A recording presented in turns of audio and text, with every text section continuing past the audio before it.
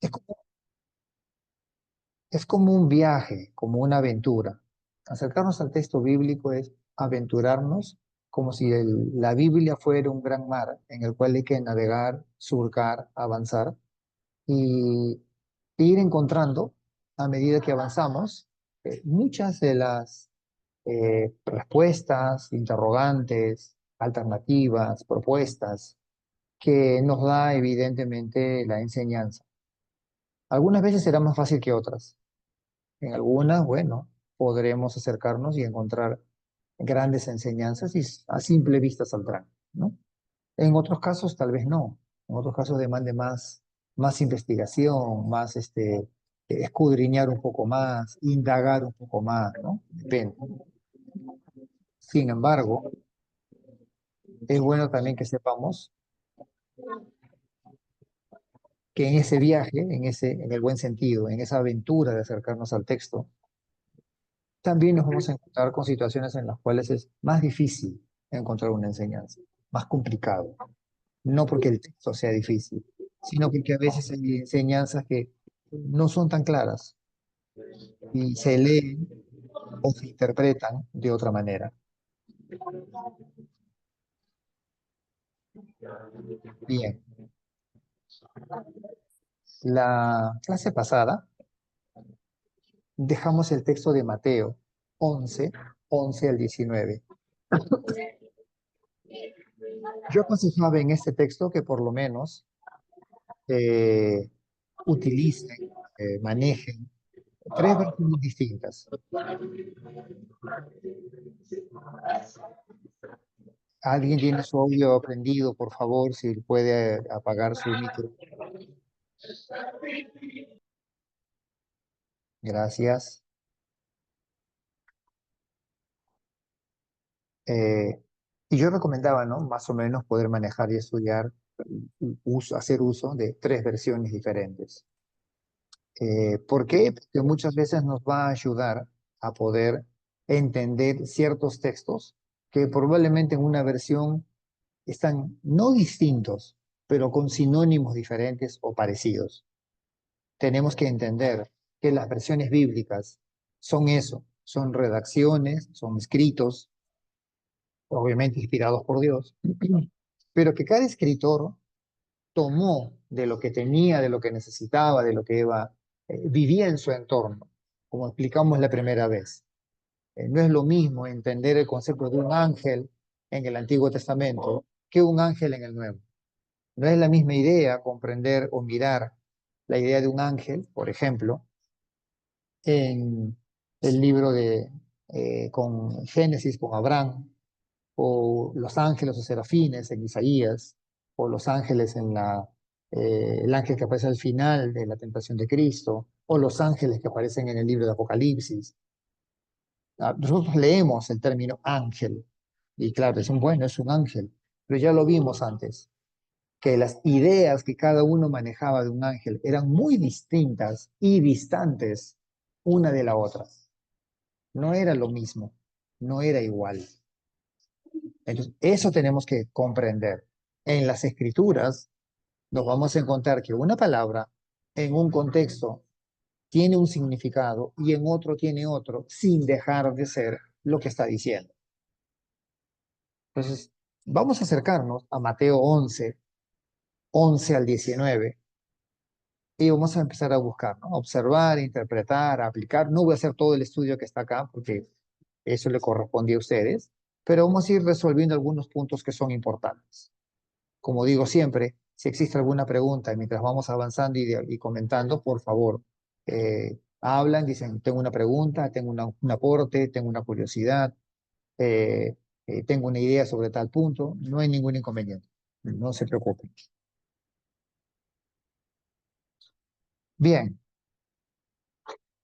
me he tomado el trabajo de poder tener o reunir aquí tres versiones. Pues acá tenemos tres versiones bíblicas que nos van a ayudar a entender un poquito más el texto.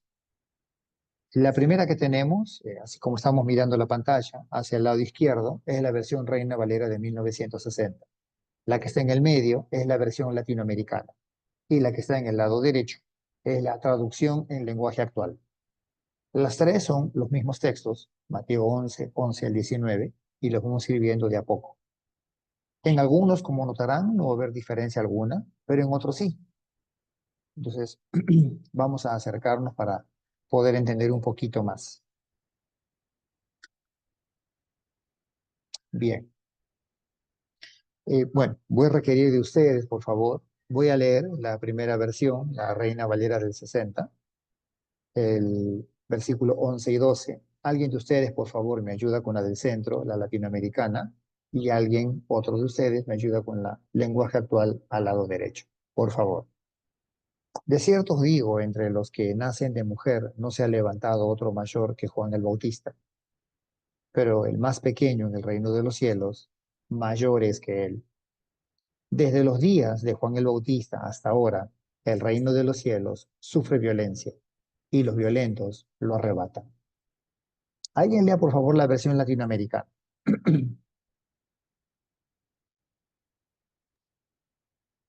Buenas noches. Buenas noches, Frank. Yo se lo digo, de entre los hijos de mujer no se ha manifestado uno más grande que Juan Bautista, y sin embargo, el, el más pequeño, el reino de los cielos es más que él. Desde los días de Juan Bautista hasta ahora, el reino de Dios es cosa que se conquista, y los más decididos son los que se adueñan de él. Gracias. Otro de ustedes, por favor, lea traducción en lenguaje actual.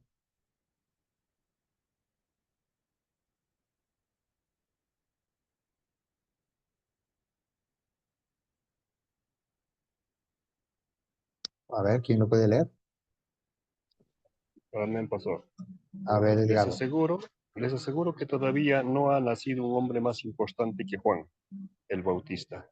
Pero en el reino de Dios, la persona menos importante es superior a Juan. Desde que Juan el Bautista comenzó a predicar hasta ahora, el reino de Dios avanza. A pesar de sus enemigos, solo la gente valiente y decidida logra formar parte de él. Amén. Gracias.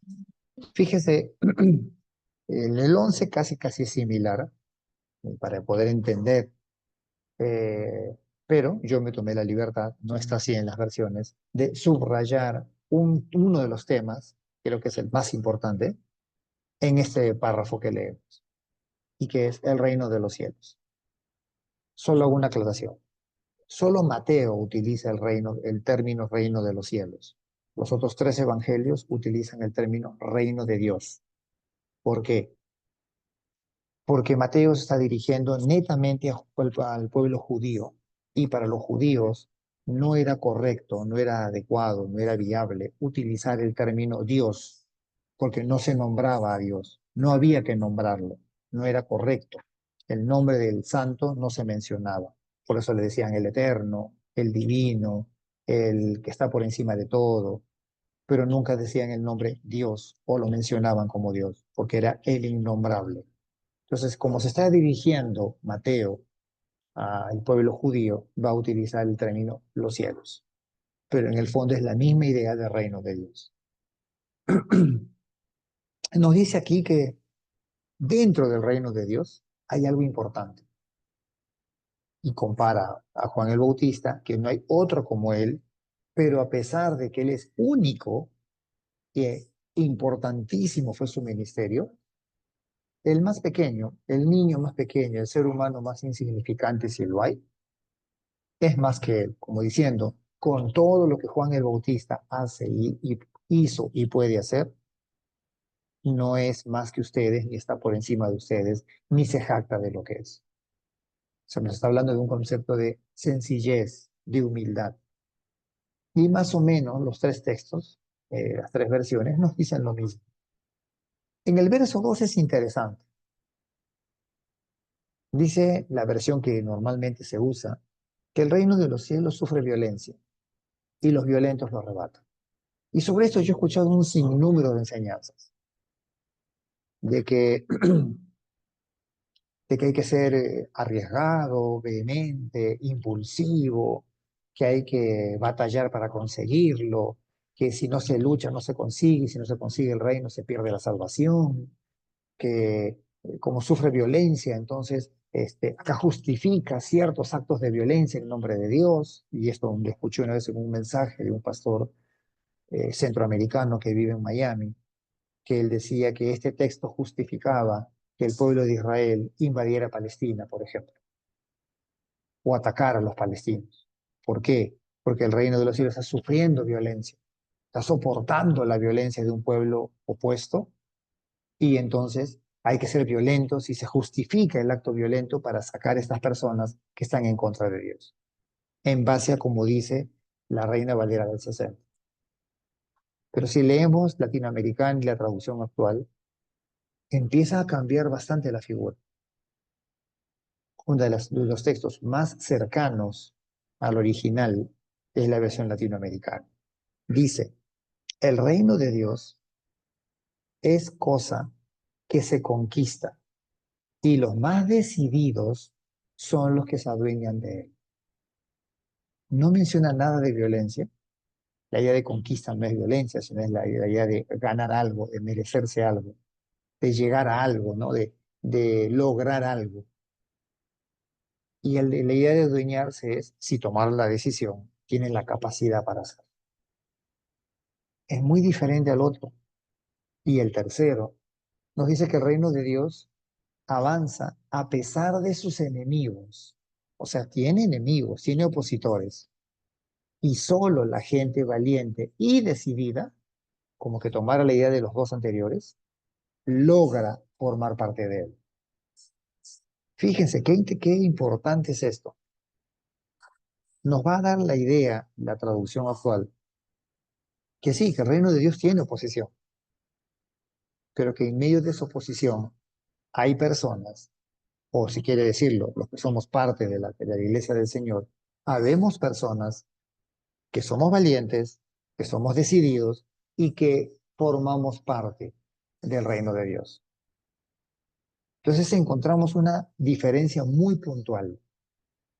No dice que hay que ser violento, no justifica la violencia, no apaña los actos violentos.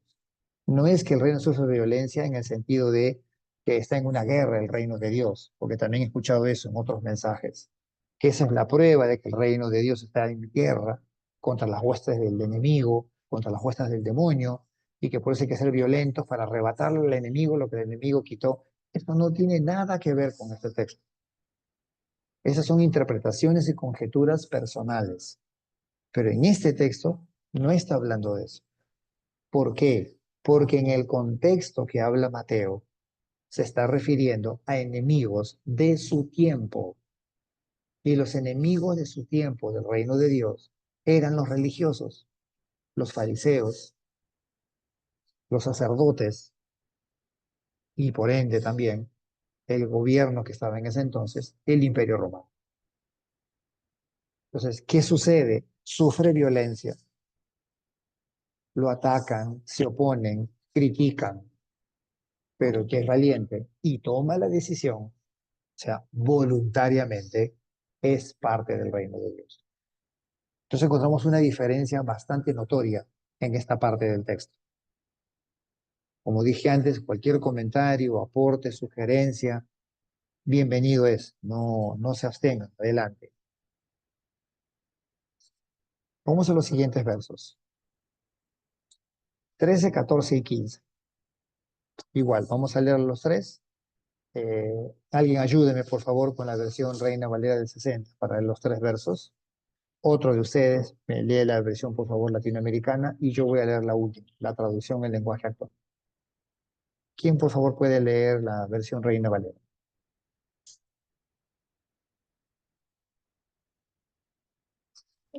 Doctor, buenas noches. Pues adelante, Carla. Ya, Mateo 11, del 11 al 19. ¿Qué versículo me dijo? 15. Del 15, perdón. Del 15. 13 al 15. Ya, disculpe, pastor, como están en la iglesia, pero yo estoy estudiando en un costado. Dice, porque todos los profetas y la ley profetizaron hasta Juan. Y si queréis recibirlo, él es aquel Elías que había de venir. El que tiene oído para oír, oiga, más. ¿A qué compararé esta generación? Hasta el Hasta 15, 15, gracias. sí. Sí, Ya, hermano, perdón. gracias. Otro de ustedes, por favor, lea la versión latinoamericana. A ver, voy a leerlo, pues no. Bueno, la versión latinoamericana. Pues la Hasta tenemos Juan, allí. hasta Juan, todos los profetas y la ley misma se quedaron en la profecía. Pero si ustedes aceptan su mensaje, Juan es este Elías que había de venir. El que tenga oídos para oír, que lo escuche. Ok, gracias, Hans. Dios ya había anunciado en la Biblia todo lo que iba a pasar, hasta el momento en que viniera Juan el Bautista.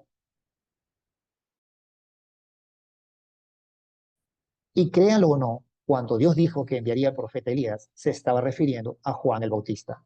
Si en verdad tienen oídos, presten atención. Miren qué interesante es. Sabemos que el verso 3 está hablando de algo que fue dicho o anunciado anteriormente, ¿no? Esto se dijo, así dijeron los profetas, así menciona la ley. Pero dice algo interesante, que eso que se había dicho tenía que ver con Juan el Bautista. Y en el 14 lo amplía. Y lo que está diciendo es que cuando en el Antiguo Testamento decía que iba a venir Elías, no es que iba a venir en carne y hueso, sino se refería a que iba a venir alguien como Elías, que iba a ser Juan el Bautista. ¿Dónde encontramos esto de Elías? En muchos pasajes del Antiguo Testamento. O unos que no mencionan el nombre Elías, pero dan como referencia ese anuncio o esa revelación profética. Como por ejemplo, algunos libros de los reyes, el libro de Daniel. Entonces, y se ha leído muchas veces y se dice, ¿no? Entonces hay que esperar cuando se va a manifestar Elías. Y los judíos esperaban eso. Y no lo veían a Juan el Bautista como esa persona que representaba a Elías, sino como un profeta más y en muchos de los aspectos, con todo respeto, era un loco, ¿no? Era un ridículo. Y como tenía un método y una forma de hablar y de enseñar no muy convencional. No era muy bien visto Juan el Bautista por las autoridades religiosas, por las autoridades políticas, por algunas personas de campo social vinculadas a, a las sinagogas y a los templos, como que lo miraban ahí un poquito de lejos. Y lo otro que dice que es interesante acá es, normalmente es lo que hemos oído, el que tiene oídos por oír, oiga. Pero en la versión latinoamericana dice que escuche. Y en la traducción actual dice, presten atención. Yo siempre cuando doy enseñanzas o reflexiones, uso este ejemplo que se utilizó por muchos años en mi país, en la Argentina. Y cuando uno quiere que alguien le escuche, le dice, ¿me prestas la oreja? O paren bien la oreja. Bueno, eso es lo que está queriendo decir acá. Ese que lo escuchen, el oigan, el presten atención es, paren bien la oreja, escuchen bien. Porque lo que está diciendo y lo que viene es clave en todo este párrafo. Lo que se dijo es importantísimo y lo que viene es clave para entender. Hasta aquí, ¿de qué estamos hablando? Del reino de Dios. De cómo el reino de Dios llega, cómo el reino de Dios se extiende, cómo el reino de Dios se comunica. ¿Qué más nos está diciendo? Que el, vamos a decirlo así, el precursor, hasta antes que el reino de Dios venga con Jesucristo, fue Juan el Bautista. Y que ahora lo que viene en esa historia, lo que viene en esa narración, es importantísimo. Versos 16 y 17. Eh, dice la Reina Valera del 60. Otro de ustedes, por favor, me ayuda después con latinoamericana y alguien con la lenguaje actual. Más, ¿a qué compararé esta generación? Es semejante a los muchachos que se sientan en las plazas y dan voces a sus compañeros, diciendo, os tocamos flauta y no bailasteis, os endechamos y no lamentasteis. ¿No? Para entenderlo un poquito más van a ver cómo nos ubica mucho más la versión latinoamericana. ¿Quién lo puede leer, por favor? Latinoamericana, versos 16 y 17.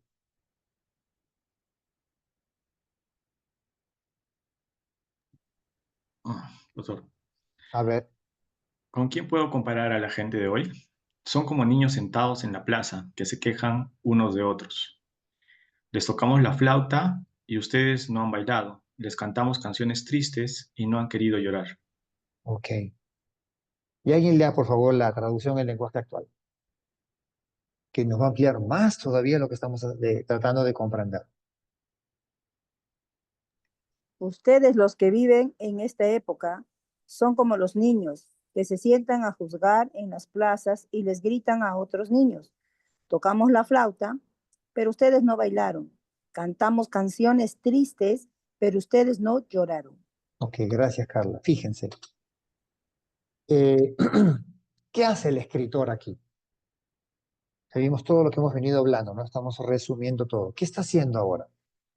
Le está diciendo, ustedes, o sea, esta generación, le está hablando al público que se reúne con él. ¿A quiénes se parecen? Y le Está dice, se parecen. comparando, ¿no, profesor? Está haciendo una comparación, ¿no? Interesante. Entonces, ¿los compara a quién? A niños, a muchachitos, vamos a decir así, a niños o preadolescentes o adolescentes. Ese es uno. ¿Y qué usa para esta comparación? Algo común en aquella época. Y algo común en aquella época era la música, el baile, las fiestas. Eso era importante y era de, por decirlo así, de resaltar. Entonces le dice, tocamos la flauta y no bailar.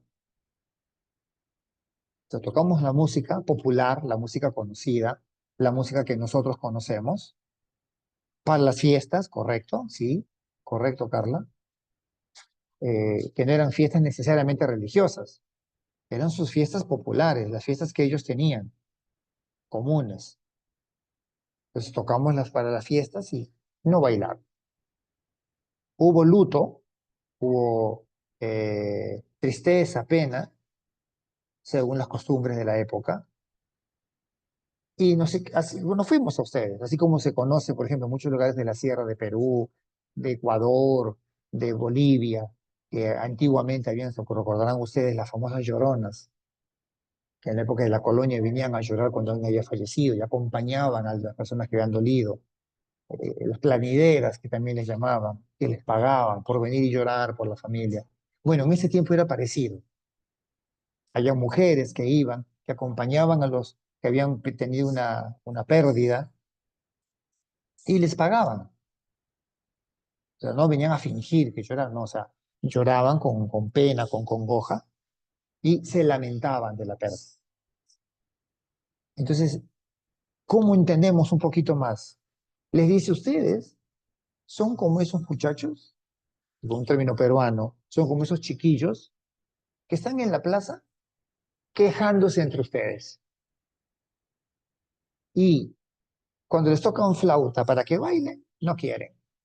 Y cuando les cantan canciones tristes para acompañarles en su llanto, tampoco quieren. O sea, no quieren ni una cosa ni otra. Lo único que hacen es sentarse y mirar para criticar. Eso les está diciendo. Y el lenguaje actual lo dice muchísimo más claro. Son como niños que se sientan a jugar en las plazas y gritan a otros. Tocamos la flauta, pero ustedes no bailaron. Cantamos canciones tristes y ustedes no lloran. O sea, no nos hacen caso. O como dice el dicho popular, ¿no? Ni chicha ni limonada, ni una ni otra. No están conformes con nada. Eso le está diciendo el escritor. Por eso decía, el que tiene oídos oiga o preste atención. Porque lo que viene es durísimo para el contexto en el que se encuentra. Les está hablando al pueblo judío. Mateo le escribe a judíos y le está diciendo, está hablando de ustedes. Son ustedes a los que les está hablando. Ustedes son esta gente, la gente de hoy, la gente de esta época, le dice, ustedes son como esos niños, como esos adolescentes. que solo critican, solo se quejan y no están de acuerdo con nada. Y vamos a ver ahora a qué se refiere con que no estaban de acuerdo.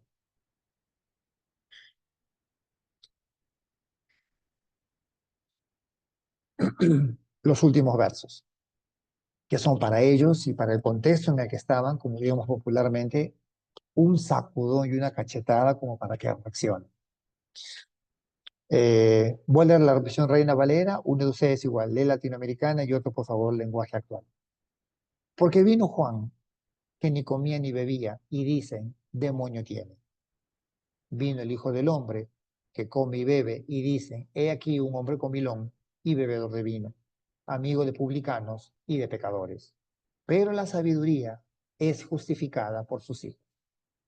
¿Qué dice la versión latinoamericana, por favor? Porque, porque vino Juan, que no comía ni bebía, y dijeron, está endemoniado. Luego vino el Hijo del Hombre, que come y bebe, y dicen, es un comilón y un borracho, amigo de cobradores de impuestos y de pecadores. Con todo se comprobará que la sabiduría de Dios no se equivoca en sus obras. Ok, gracias. Fíjense qué interesante, ¿eh? Cómo nos amplía acá la idea en la teoría de la sabiduría es justificada por sus hijos. Como que queda ahí un poco no tan clara. Pero acá nos dice que la sabiduría de Dios no comete errores y sus obras hablarán solas. Es bien interesante. Alguien léanos, por favor, la versión en lenguaje actual.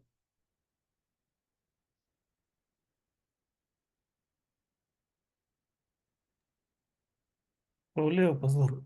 A ver, Porque Juan el Bautista ayunaba, y ustedes decían que dentro de él había un demonio.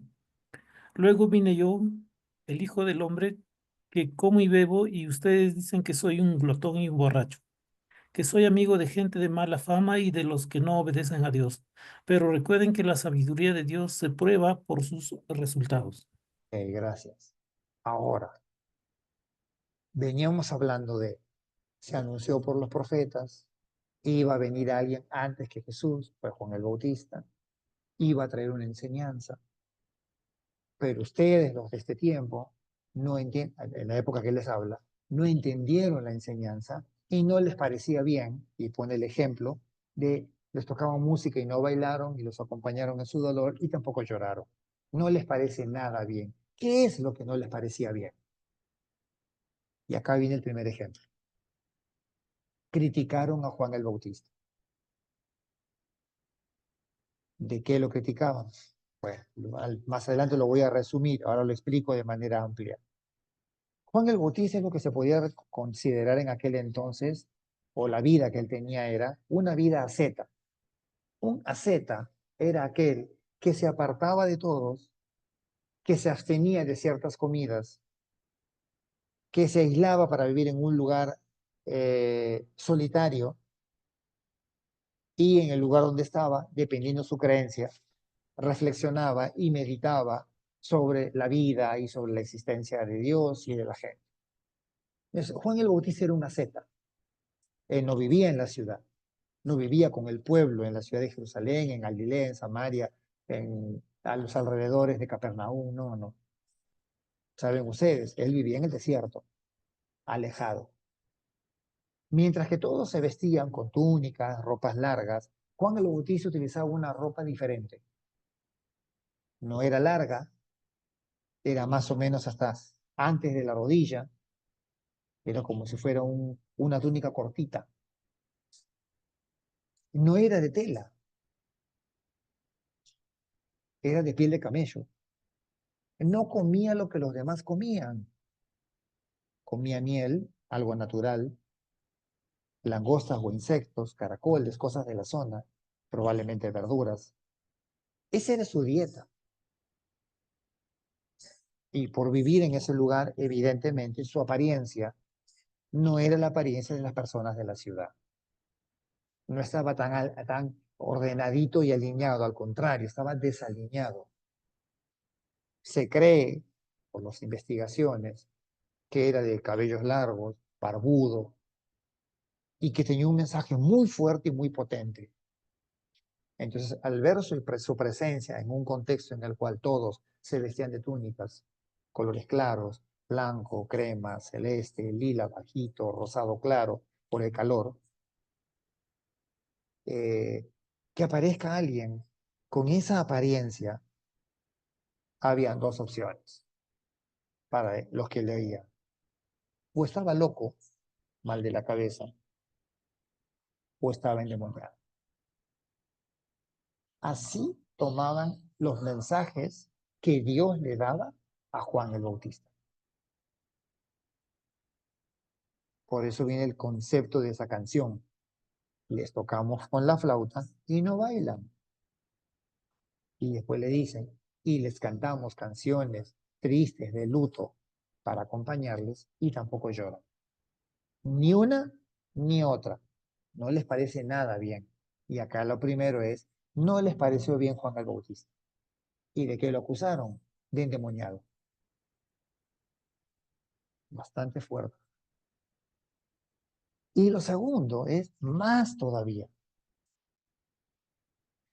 Jesús era lo opuesto a Juan el Bautista. No tenía una vida ascética, no vivía aislado, siempre iba de ciudad en ciudad, de pueblo, de aldea en aldea, vivía en las ciudades y en los pueblos, viajaba con gente. Juan el Bautista paraba con muy poca gente. Digamos, de las 5 que te invité, no creo que vayas los 5, al final podías ir unos cuantos. Es que no te van. No, lo sumo, serán dos reuniones. El audio de Víctor Campos está prendido, por favor, si lo pueden apagar. Entonces, ¿qué encontramos acá? Que la forma como Jesús lleva el reino de Dios y la forma como Juan el Bautista prepara el camino es totalmente diferente. Juan el Bautista tenía una abstención total de la forma de vivir, de la forma de comer, de la forma de beber, de la forma de hablar, de la forma de relacionarse, de la forma de establecer vínculos con las personas. La de Jesús no. Y en el caso de Jesús era totalmente diferente. Jesús, según lo que dice el texto, dice que viene el Hijo del Hombre, y cuando Mateo habla del Hijo del Hombre se refiere a Jesucristo, que a diferencia de Juan el Bautista, este sí come de todo. Este sí bebe vino. Juan el Bautista no. Y a este lo acusan de que come mucho, que es glotón, de ser un borracho, y de que se junta con personas de mala fama y personas que no obedecen a Dios. Juan el Bautista se juntaba con sus discípulos, con nadie más. Miren la diferencia que nos encontramos. Un paralelo totalmente distinto, opuesto uno del otro. De ahí viene lo que decía antes de la canción. Les tocamos flauta y no bailaron y les cantamos cantos tristes para acompañarles en su dolor y tampoco lloraron. O sea, no les parece bien lo que de Juan el Bautista que enseñaba y lo que hacía, y tampoco les parece bien lo de Jesús y lo que él hace. No les parece ni uno ni otro. Entonces termina diciendo allí, por eso Dios que es sabio, Él probará lo que es correcto y adecuado. Ahora, como resumen de esto, porque todo esto es un resumen de lo anterior que ya vimos. Aquí tenemos un resumen. Primero, ambos fueron rechazados. Juan el Bautista por la forma de vida que llevaba, por la forma de mensaje que anunciaba, y porque para el pueblo de aquel entonces era un hombre endemoniado, poseído. Jesús fue rechazado, no porque hacía lo que hacía Juan el Bautista, sino porque él sí se vinculaba con la gente, sí participaba con la gente, comía con ellos, tomaba vino con ellos. Eso no significa que era un borracho, pero lo rechazan. No aceptan ni a Juan el Bautista ni a Jesús. Entonces, ambos son rechazados. Luego, ambos son criticados. La crítica contra Juan el Bautista es que lleva una vida de austeridad. Vive demasiado al límite, demasiado exigido, demasiado controlado. Es muy rígido. Y encima es una asceta, vive aislado, solo, es medio raro. Entonces lo critican. Pero también critican a Jesús, porque Jesús sí participa con la gente, sí se vincula con la gente, sí entra en las casas de la gente, come con ellos, bebe vino con ellos. Entonces lo critican. Y en ambos, ¿qué es lo que sucede? Hay un sinnúmero de excusas. ¿Por qué los rechazan? ¿Por qué no les hacen caso? Primera excusa, es que no nos parece que Juan el Bautista vive en el desierto. La gente vive en una ciudad. Como él vive no nos parece. No nos parece cómo vive Jesús en la ciudad. No debería ser así. No nos parece que la vida de Juan el Bautista sea de abstinencia. De todo se abstiene. Encima, para ayunando. No nos parece. Y en Jesús, bebe vino con la gente. Se junta con todos. Y eso genera que hablen mal de él. Se junta con cobradores de impuestos. El cobrador de impuestos era odiado porque trabajaba para el Imperio Romano. Le cobraba a su pueblo y manejaba dinero. Y eso, dentro de la ley, lo hacía inmundo. Entonces era rechazado el cobrador de impuestos. Se juntaba con publicanos y otra versión, en lugar de publicanos, dice con prostitutas o con rameras. Entonces se juntaba con mujeres que eran de dudosa procedencia. Ese era Jesús. Entonces, todas esas excusas eran para rechazar a Juan el Bautista y para rechazar a Jesús. Ok, eso es como un breve resumen de la tarea que tocaba para hoy. Ahora sí, frente a todo esto, espero sus comentarios. A ver, por favor.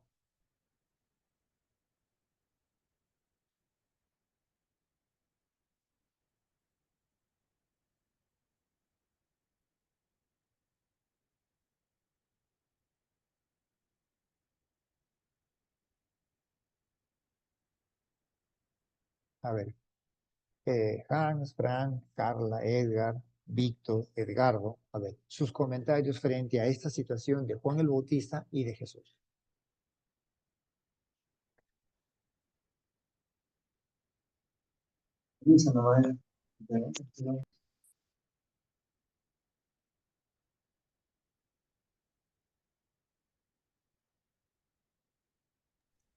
Pastor, bueno, Adelante, Carla. sobre lo que estamos hablando de la crítica, ¿no? Ujú.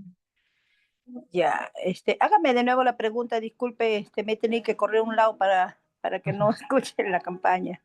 Es que esta comparación o paralelo entre la vida de Jesús y Juan el Bautista, en que ambos son criticados, rechazados, y de lo que los critican y los rechazan, ¿cómo vemos? O sea, ¿cómo nosotros, ahora en nuestro tiempo, cómo vemos esta situación de ellos, de lo que les pasaba y de lo que vivían?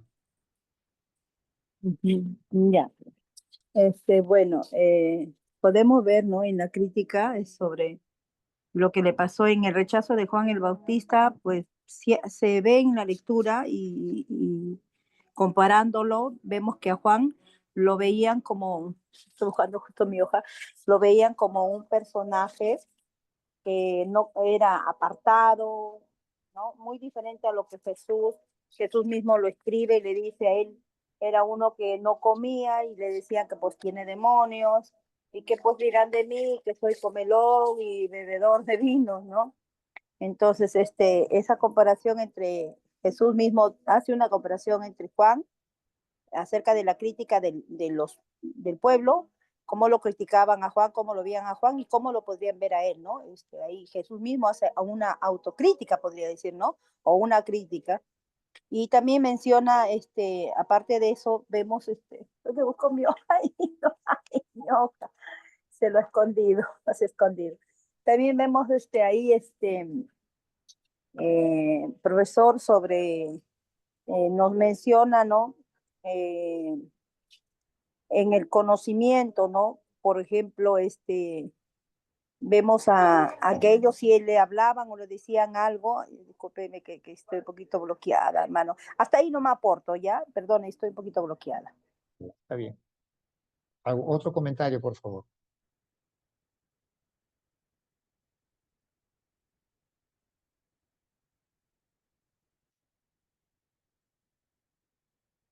Franz, Fran, Edgar, Víctor, Edgardo.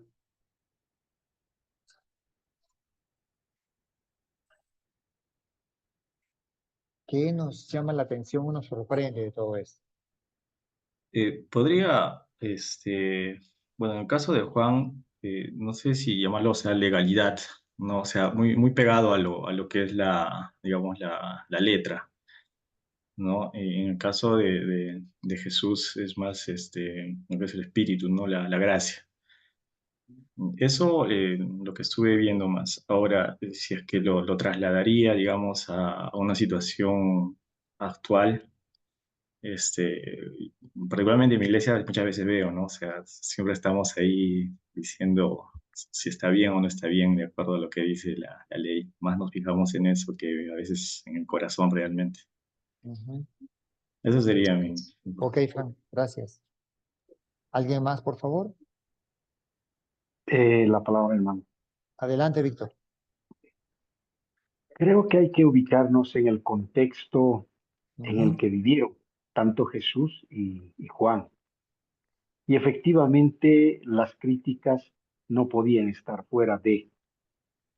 Y unos dirán, les criticaban con razón, otros dirán que les criticaban sin razón, pero efectivamente había esa crítica, ¿no? Porque uno tenía las características que bien usted lo ha señalado, y el otro también tenía las características de vida que lo demostró y lo compartió. Pero en nuestro contexto, ¿cómo traeríamos aquello? Mm, ¿No? Bien, el hermano que me antecedió dice, no, en mi iglesia, por ejemplo, hay algunas cosas que están pegadas muy a la ley. Y la pregunta es, ¿a qué ley? Muchas veces nosotros en este tiempo construimos nuestras propias leyes, ¿no? Nuestra manera de vivir, de hablar, de vestir, de caminar, que en el fondo está bien, pero muchas veces lo convertimos en leyes que son exigibles. así es. Y creo que eso no ayuda grandemente.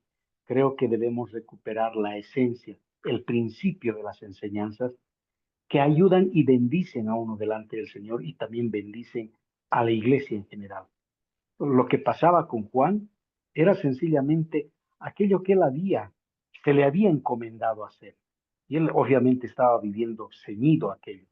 Y Jesús necesariamente tenía que relacionarse, porque no había otra manera en la que él podría mostrarse como Dios o como hijo de Dios.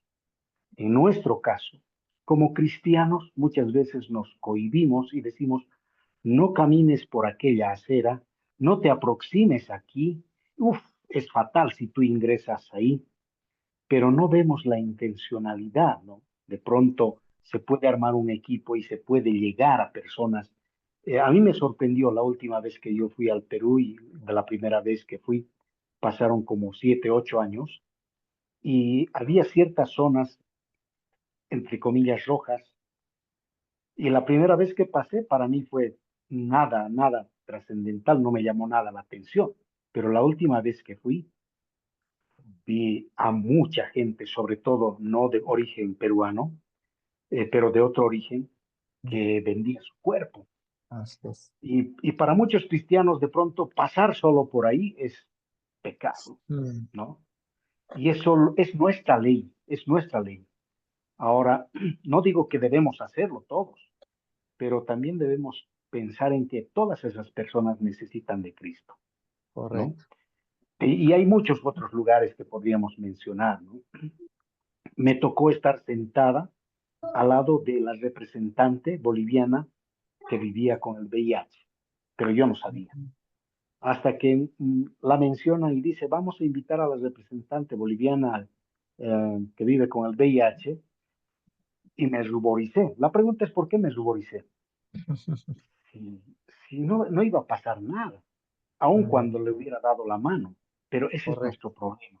No podemos sentarnos ante un, no sé, pues ante un, entre comillas, ladrón conocido que de pronto eh, se ha Perdón. rectificado su vida. Víctor, está prendido tu En audio, nuestra Guillermo, mente, por favor.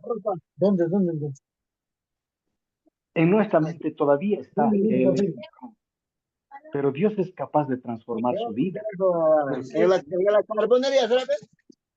Guillermo, está prendido tu audio, por favor. Guillermo, tu audio está prendido. Entonces, esos estigmas no nos ayudan ni bendicen a los demás, ¿no? Entonces, creo que la analogía vendría en ese marco y la crítica que pasó tanto y Jesús y Juan era pues lo que ellos estaban viendo, ¿no? Pero no sabían en el fondo el rol que tenían que jugar cada quien, tanto Juan como Jesús. Correcto. Muchas gracias, Víctor. Sí, has dicho cosas muy ciertas.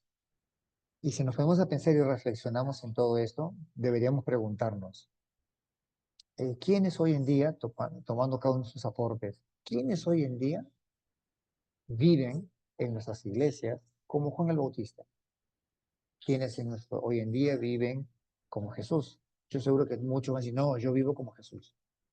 Pero muchas de nuestras iglesias, fuera de las normas que puedan tener, han caído verdaderamente en conceptos rígidos. O sea, todos entendemos, ok, hay que ir bien arreglado, bien vestido a la iglesia. Pero no voy a dar el nombre, pero yo conozco una iglesia en la cual si el hermano llega a la iglesia y no está con zapatos negros, pantalón azul, camisa blanca y corbata, de preferencia roja, y si no tiene roja, azul oscuro, no entra al templo. Y la respuesta que le dan es porque no está vestido en santidad para el Señor. Entonces la pregunta es, ¿qué le da santidad a ese hermano? ¿La ropa? ¿Los colores que usa? O sea, ¿qué le da santidad? ¿Qué es lo que hace de este hermano que sea mejor o peor o más o menos que los demás? Porque lo rechazan.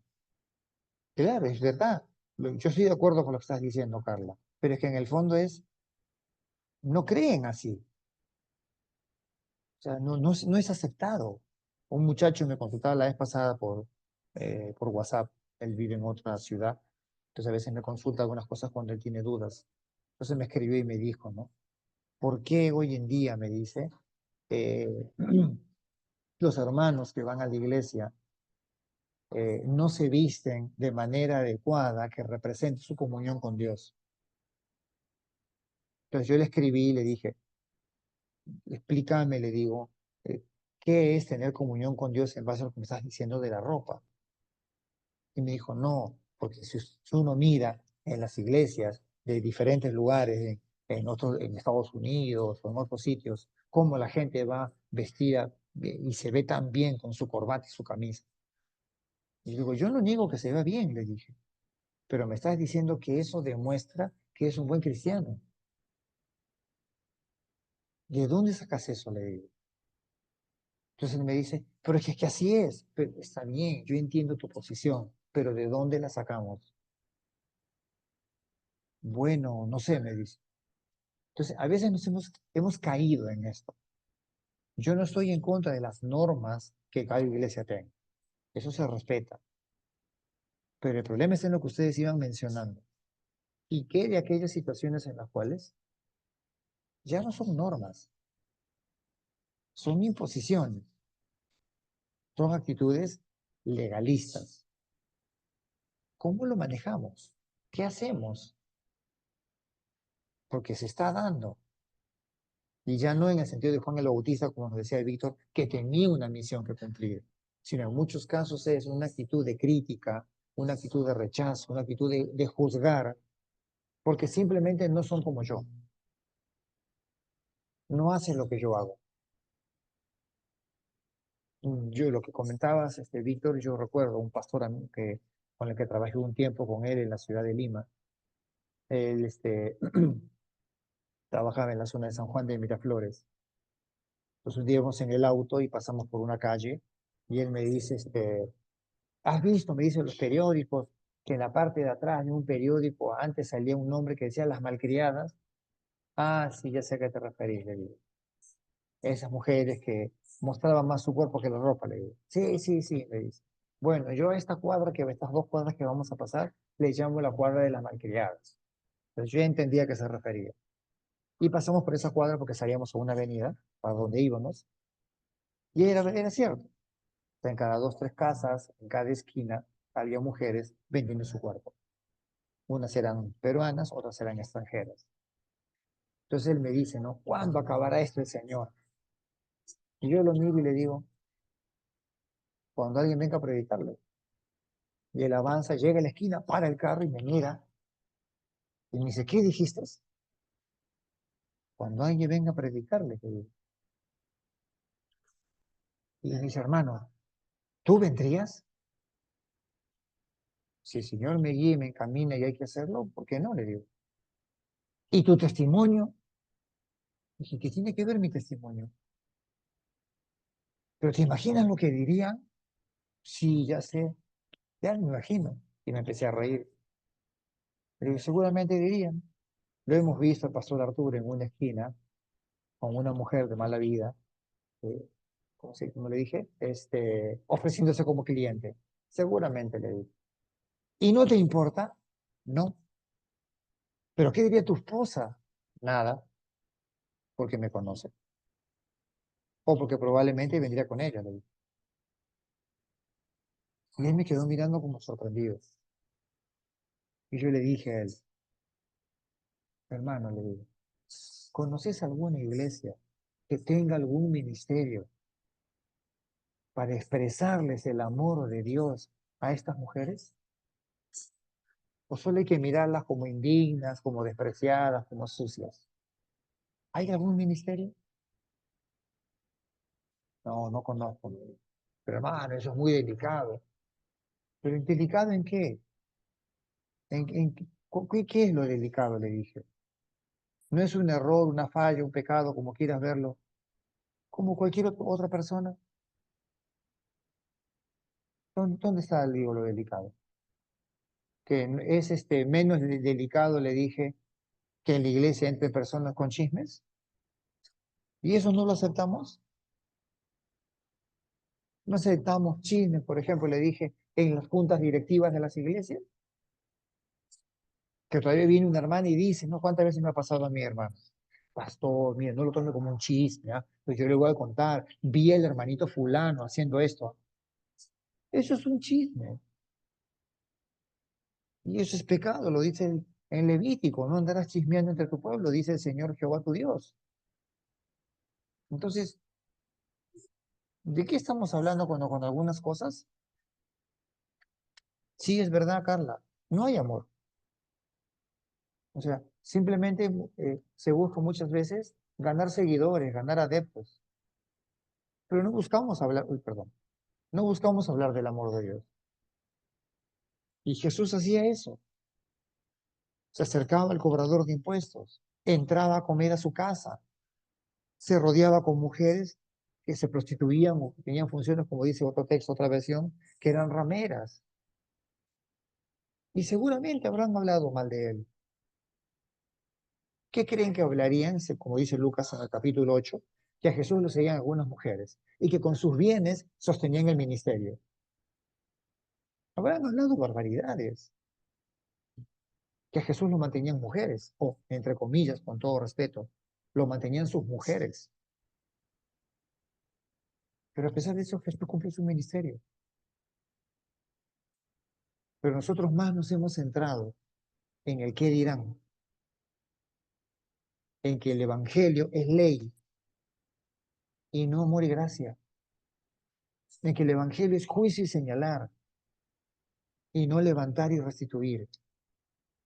Nos hemos olvidado de los principios de Jesucristo, del verdadero cristianismo, de los principios del reino de Dios. Es más, yo sé que puede generar complicado, pero se sabe hoy en día por las traducciones, por los términos que se usaban y por la costumbre y cultura de la época. Por eso lo voy a explicar. Que los discípulos que andaban con Jesús y Jesús en aquel entonces, donde ellos se reunían o donde ellos estaban, correcto, Jesús vino por aquellos que estaban en pecado. No importa el pecado que sea. Entonces Jesús, cuando participaba con ellos y les servían en una casa vino, tomaba vino. ¿Saben por qué? Porque no se utilizaba el agua como una bebida para consumir, porque muchas veces el agua venía sucia o contaminada. Entonces el vino cuando fermentaba mataba los microbios. Entonces por eso en las comidas bebían una copa de vino. Cuando veían eso los religiosos, que eran legalistas y ascetas, como era Juan el Bautista, le decían, es un borracho. Hoy día dirían es alcohólico, porque participaba con todos, porque no se restringía de nadie, pero siempre manteniendo su postura y su imagen, porque en el lugar donde él estaba, estaba para mostrar el amor del reino de Dios. Eso hoy en día sería un escándalo, sería un alboroto, sería un problema. ¿Por qué?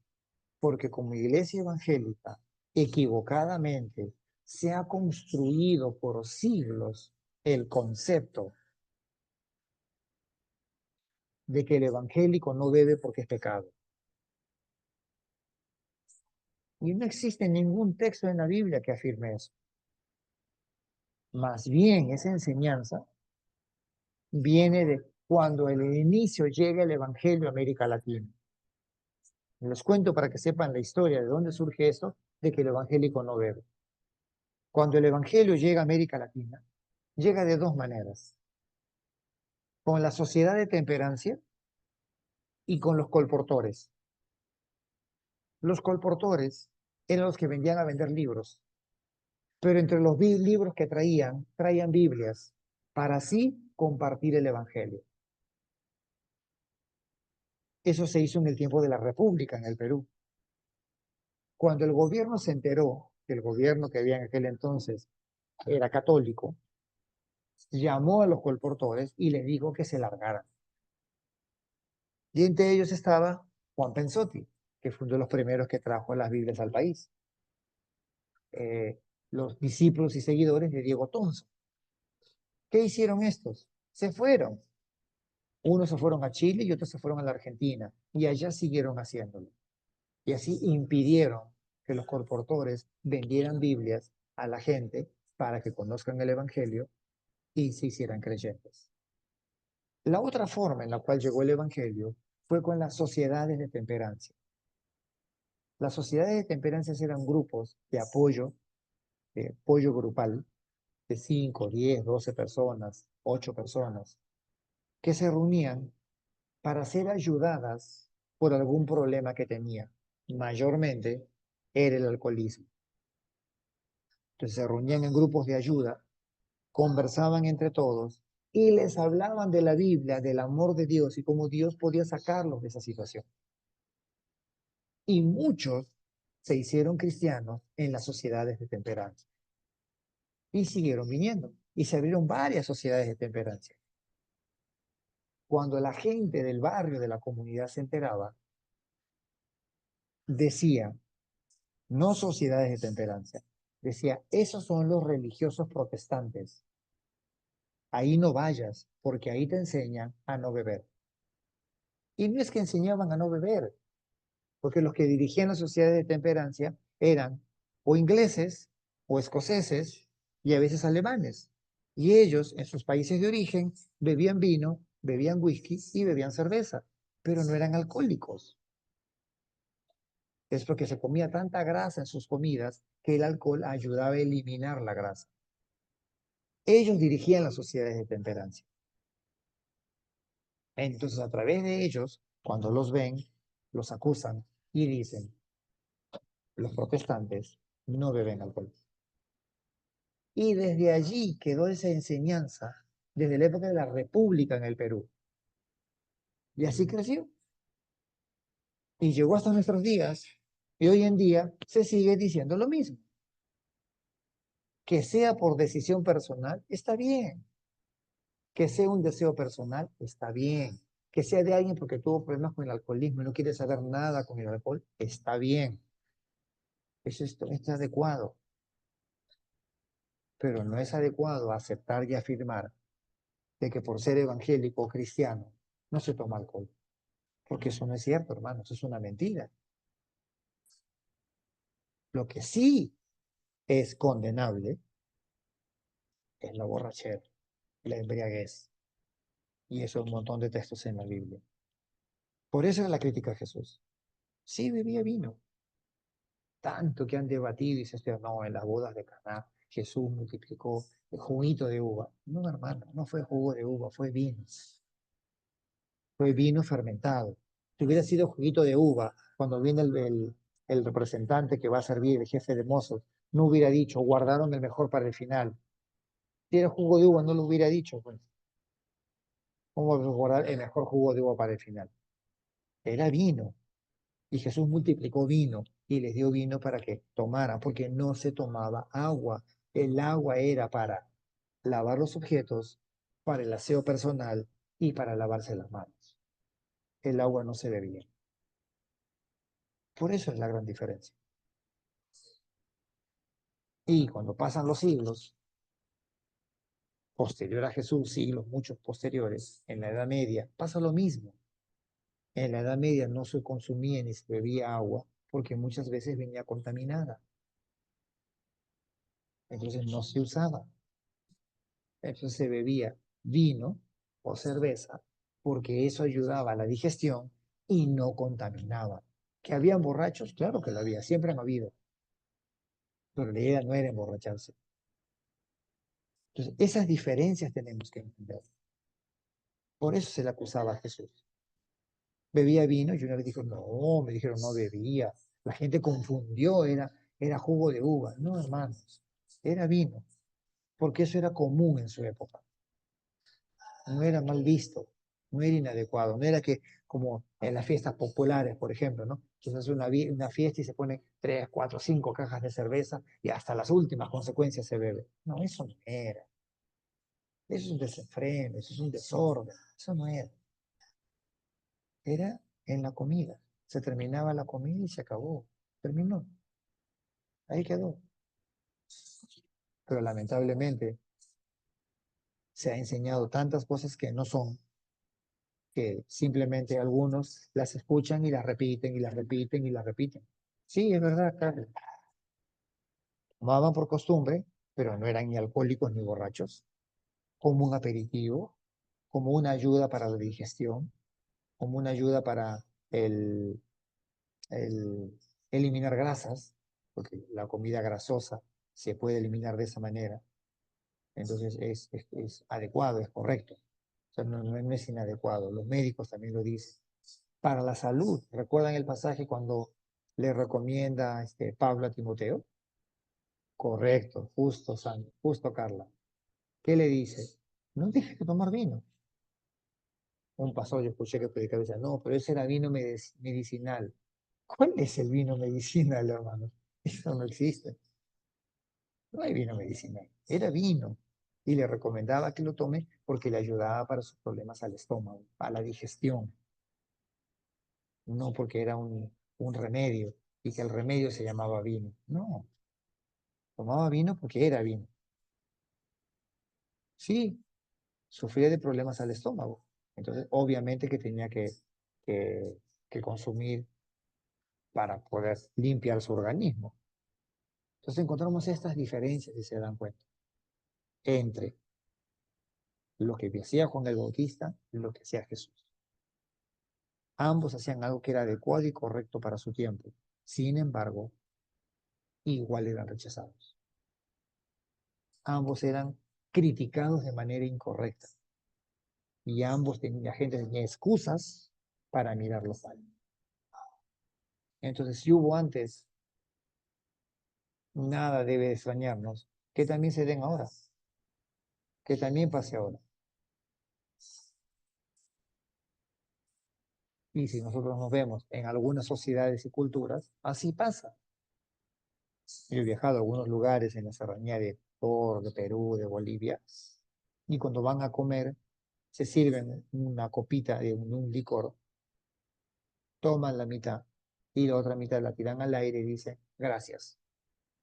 Y que muchos dicen, no, que eso es una idolatría, que eso es maldad. No tiene nada que ver con idolatría, es una manera de agradecer por lo que tienen. Y no terminan borrachos ni caídos en el suelo. Nada más. Se quedó allí. Ahí hay muchas sociedades en nuestro mundo que es así. Yo recuerdo un hermano que acá estudiaba en un seminario, se graduó, terminó, viajó al extranjero a estudiar, si no me equivoco fue a Alemania, y ¿sí? Se fue acostumbrando a vivir hasta que le gustó y se quedó. Se casó en Alemania. Y él cuando vivía acá, él pertenecía acá, no tengo nada en la congregación, los respeto, los aprecio mucho, tengo muchos pastores y hermanos amigos. Él era de la iglesia bautista. Y bueno, cuando se vaya, conoce también una iglesia de corte bautista, y él se sorprende de que un día lo invitan a un almuerzo de la iglesia que celebraban al final del mes los cumpleaños de los hermanos, y él encuentra en la mesa que había vino y cerveza. Y él corre al pastor y le dice, pastor, hable con los hermanos, ¿quién ha traído alcohol? Porque él acá no bebía ninguna gota.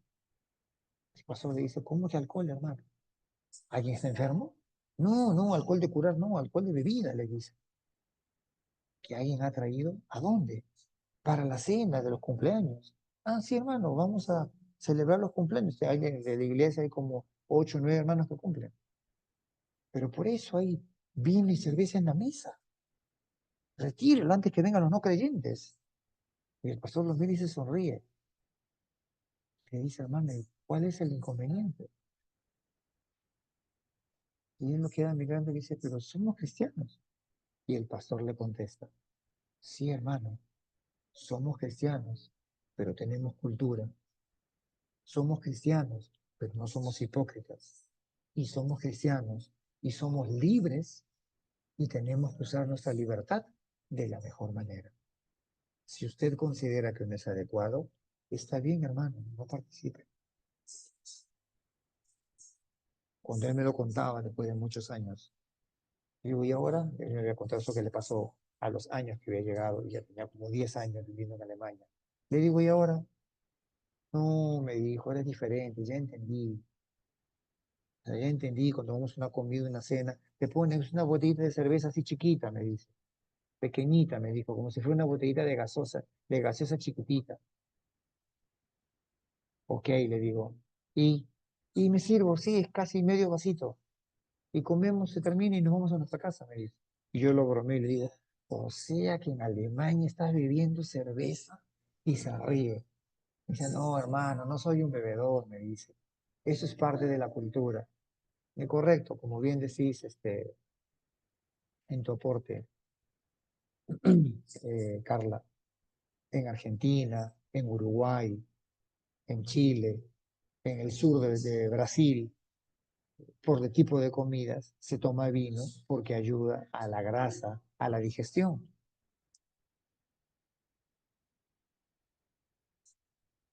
Ahora, ojo, a lo que estás mencionando, Guillermo, también hay que hacer una acotación.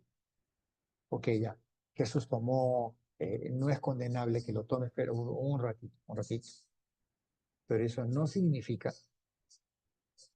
que tengo que tomar, o que me voy a embriagar, o que voy a copiar algo, si no es mi idea o mi costumbre hacerlo. Eso es otra cosa. O sea, en nuestras costumbres y sociedades, en algunos casos es así, pero en otros lugares no. Por ejemplo, sin hablar de la bebida alcohólica. Hoy en día ya no es tanto, pero hay comunidades en la selva de Perú, ayánicas, huitotos, y el otro no me acuerdo que quedan más adentro, que ellos preparan lo que se llama masato, que fermenta, y al final termina siendo alcohol. Y el masato se cocina, lo mastican y lo vuelven a tirar al recipiente para que fermente y lo beban. Yo les pregunto, ¿ustedes comerían algo que lo prepararon, lo han masticado, lo regresan al recipiente para que fermente y te sirven como bebida? Probablemente vas a decir que no. Y te dirían, pero es la costumbre. Pues muchos ahora en estas comunidades que saben que eso no es saludable, lo preparan, pues ya no lo mastican, lo aplastan, lo muelen con mortero y dejan que se diluya, que se deshaga y lo sirven como bebida. Es otro tipo de costumbre.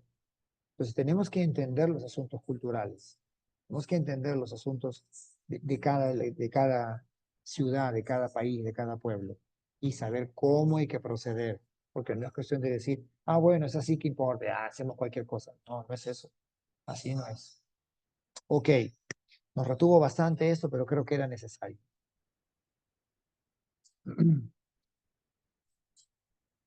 Vámonos al método de hoy, que es el método analítico. Este método analítico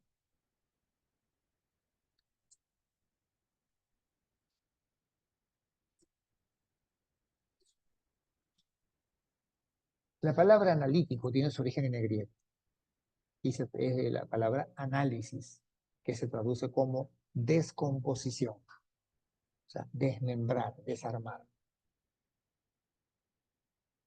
Quiere decir separar, desmenuzar las partes de un pasaje con el fin de ir a la médula, al contenido, a la esencia, a la clave más importante.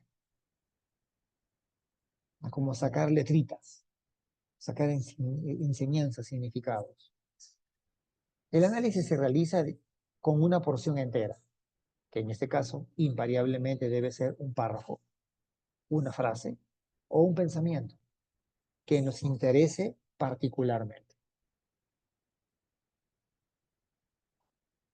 ¿Qué beneficios tiene el estudio analítico? El estudiante se ve forzado a analizar el texto bíblico y no basarse en comentarios. Como ustedes verán detrás mío tengo mucha literatura y muchos son comentarios. La clave, todas las veces que hago un estudio bíblico, de párrafos, de libros, de lo que sea, lo último que hago es buscar un comentario.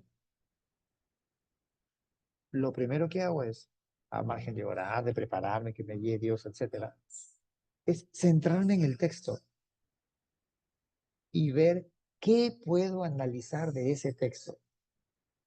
Al último, cuando ya encontré todo eso, me voy a un comentario a ver qué más tenía. Y muchas veces miro y digo, es verdad, es lo que yo pensaba. Sí, estoy de acuerdo con esto. Y muchas veces el comentario está fuera de lugar. Digo, no, pero ese comentario no está bien. Eso no dice el texto. Es analizar el texto bíblico sin comentarios de la Biblia, sin buscar ni revisar ninguno. La tendencia popular es leer el mayor número de libros sobre el pasaje que vamos a entender. Pero eso no es estudiar la Biblia, sino tomar lo que los hombres han escrito de ella. ¿Que lo puedo consultar después? Sí. ¿Pero que debe ser la prioridad? No. Cuando analizamos nos introducimos en la porción a estudiar, sin consultar comentarios alusivos, hasta tener clara la enseñanza. Hasta que esté bien en mi cabeza entendido, esto es lo que voy a enseñar, porque esto es lo que dice. Entonces después puedo buscar algún comentario que me ayude, que me oriente, que me guíe. Hay 3 pasos del proceso de análisis. Primer paso, el examen estructural. Reorganizar el texto bíblico, leerlo y darle un orden. Vamos a ir viendo uno por uno. 2. El bosquejo del contenido. Presentar de manera sistemática los pensamientos. ¿Cómo lo puedo bosquejar? ¿Cómo lo divido? Para entender lo que el escritor quiso decir. Y tercero, la aplicación.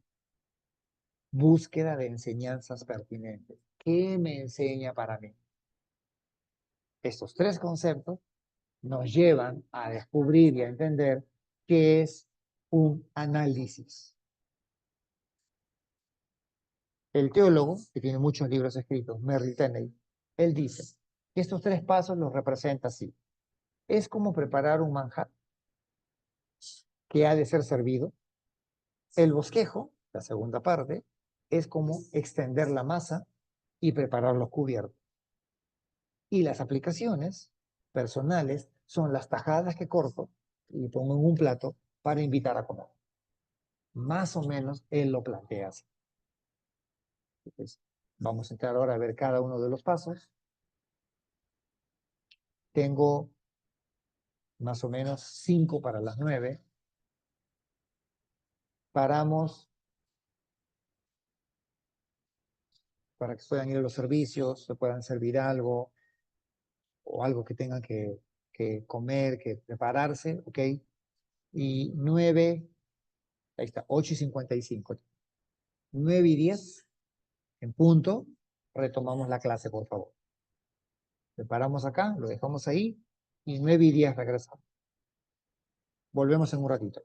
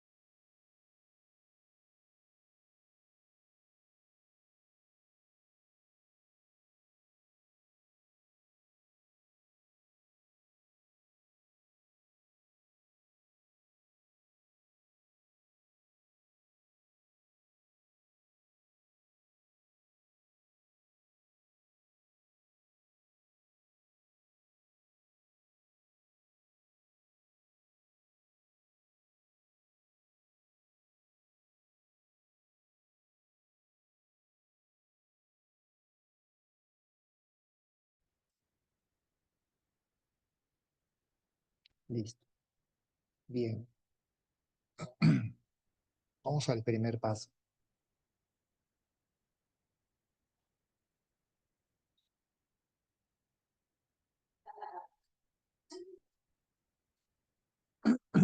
Bien, nuestro primer paso es... Alguien de ustedes léalo, por favor.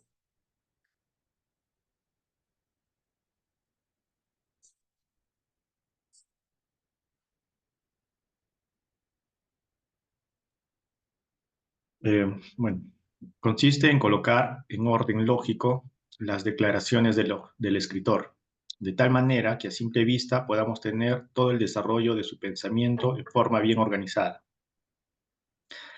Para lograr esto, será preciso desgranar los versículos en sus declaraciones principales y cláusulas subordinadas. Gracias, Fran. Y vamos, para no demorarme explicándolo acá, vamos directamente al ejemplo.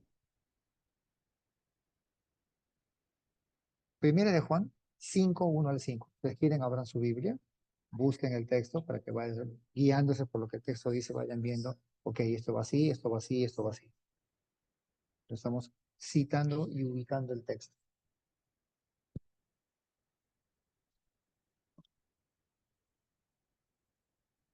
Busquen Primera de Juan 5, 1 al 5.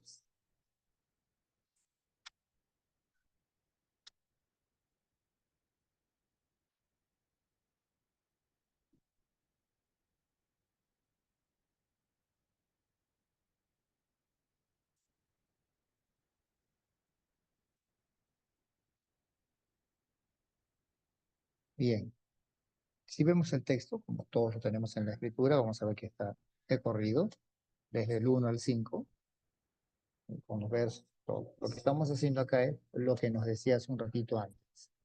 Volvemos. ¿Qué hacemos? Ordenar, no como me parece, sino un orden lógico de acuerdo a lo que el texto dice, respetando lo que describió el escritor. ¿Qué buscamos? Desgranar, o sea, separar los versículos, lo que declaran como partes principales y subdivisiones. Entonces vamos, como parte principal, primera de Juan 5, 1 al 5. ¿Cuál es la primera parte principal? Todo aquel que cree que Jesús es el Cristo, primera parte. Ese es un concepto principal. Ahora vemos lo que sigue. Otro concepto principal. Y todo aquel que ama al que lo engendró. Si se dan cuenta, en el primer renglón es todo aquel que cree. En el segundo es todo aquel que ama. En el primero es que Jesús es el Cristo. En el segundo es al que engendró, o sea, a Dios. O a Dios hecho hombre, si se quiere decir. Entonces, no son que es porque sean parecidas, están como punto principal, sino porque es el centro que está diciendo. Lo que está comunicando primero de Juan 5 es que lo fundamental es que creer. Y en la segunda parte, lo fundamental que es amar. Entonces, ¿cómo analizamos esto? Dividimos lo primero. Todo aquel que cree que Jesús es el Cristo. ¿Qué tiene que hacer? Creer. ¿Qué sucede si eso pasa? Ese puede ser nacido de Dios. El que no puede creer no tiene una nueva vida, no tiene un nuevo crecimiento, no tiene un volver a comenzar. Eso es lo que quiere decir. En el siguiente es, y todo aquel que ama al que engendró, ama también al que ha sido engendrado por él. Pareciera como un trabalenguas, pero lo que está diciéndonos es, mostrándonos a ese Jesús humano y salvador, y a la vez a ese Jesús soberano y divino, y sin mencionarlo, a ese Dios que está por encima de todas las cosas. Nos está mostrando todo eso. Pues acá tenemos un análisis. Seguimos. En esto conocemos que amamos a los hijos de Dios. O sea, la anterior era creer y amar. Ahora pasa lo siguiente. ¿Y cuál sería la idea de amar? ¿Cómo evidenciamos el amar? Entonces dice, cuando amamos a Dios y guardamos sus mandamientos. El primero como que dice, afirma o pregunta algo, y el segundo renglón como que lo responde o lo vuelve a confirmar. Todo aquel que cree es nacido de Dios. Todo aquel que ama también ama al que lo engendró. ¿En qué conocemos que amamos? Cuando lo amamos a Él y guardamos sus mandamientos. Aquí mandamientos no se refiere a la Biblia, por si acaso. Aquí está hablando de los mandamientos que se enseñaron en el Antiguo Testamento, porque esto está escrito en ese contexto. O sea, para nosotros no sería guardar sus mandamientos, sería como enseña Jesús en los Evangelios, guardar el mandamiento. ¿Y el mandamiento cuál es? Amarás al Señor tu Dios por sobre todas las cosas, con tu mente, tu alma, todas tus fuerzas, y a tu prójimo como a ti mismo. En esto se resume toda la ley y los profetas. A eso se referiría para nosotros. Si fuera para el pueblo judío en aquel entonces, a todos los mandamientos que están estipulados y escritos. Pues este es el amor de Dios. Miren, Verso, primera parte, creer, se nace. Segunda parte, amar, se puede, se ama. Siguiente, conocer, amando. Ahora, ¿qué amor? Nos va uniendo de a poquito, paso a paso. Ahora, ¿de qué amor nos está hablando? Pues este es el amor de Dios. ¿Cómo? Que guarden sus mandamientos. Y sus mandamientos no son gravosos, o sea, no son una pesada carga, una exigencia sobrenatural posible de llevarla, un exceso, no. Y lo explico otra vez. ¿A qué mandamiento sería para nosotros? Al mandamiento que Jesús lo resumió en dos: amarlo a Él y amar al prójimo como uno mismo. A eso se está refiriendo. Para nosotros, para el contexto que escribe, se está refiriendo a los mandamientos de aquel entonces. Entonces acá tenemos una primera parte de los que sencilla, clara, no es complicada. Vamos a ampliar porque es hasta el verso 5.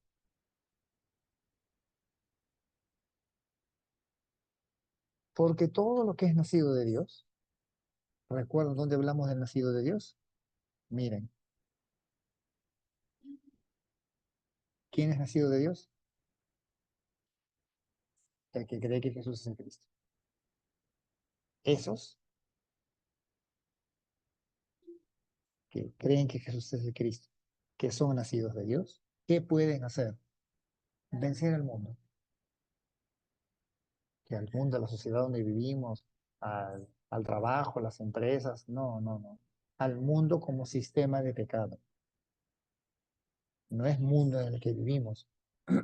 Porque si fuera a vencer al mundo, entonces no podríamos salir a las calles, no podríamos vivir en esta sociedad y tendríamos que vivir aislados y encerrados. O sea, no se refiere al mundo en el que vivimos.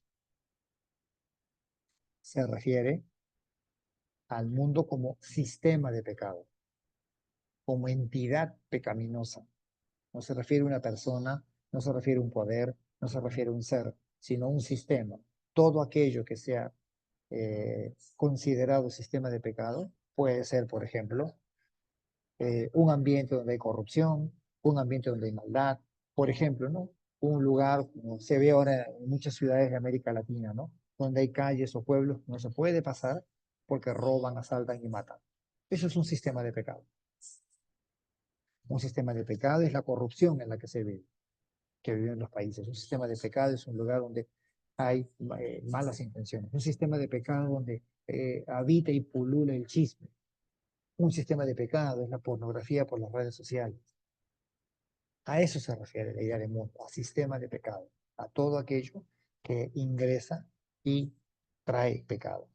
No se refiere a personas, a entidades, a entes, a poderes demoníacos, no, no, es lo que representa el sistema pecaminoso. Entonces nos dice que todo aquel que creía, decía en el verso 1, nace de Dios. Esos que nacen de Dios, nos dice ahora, vence al mundo. Y esa es la victoria. ¿Cuál es la victoria? Que ha vencido al mundo. ¿Qué es lo que ha vencido al mundo? Nuestra fe. Entonces, miren, dice el 1, el que cree en Jesús nace en él, lo ama. El que lo ama guarda sus mandamientos, que es guardar lo que mencioné, ¿no? La ley y los profetas. Amar a Dios y a su prójimo como a ti mismo. El que hace eso es porque ha nacido de nuevo.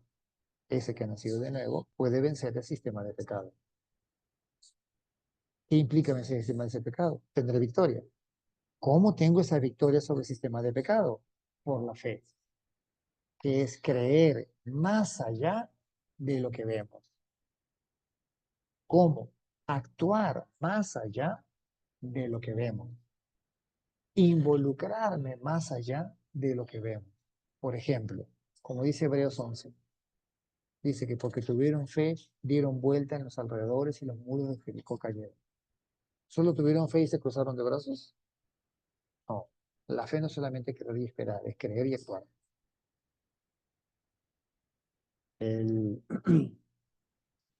Cuando David iba a enfrentarse a Goliat, Ah, yo tengo fe, me paro acá porque Dios mata al gigante.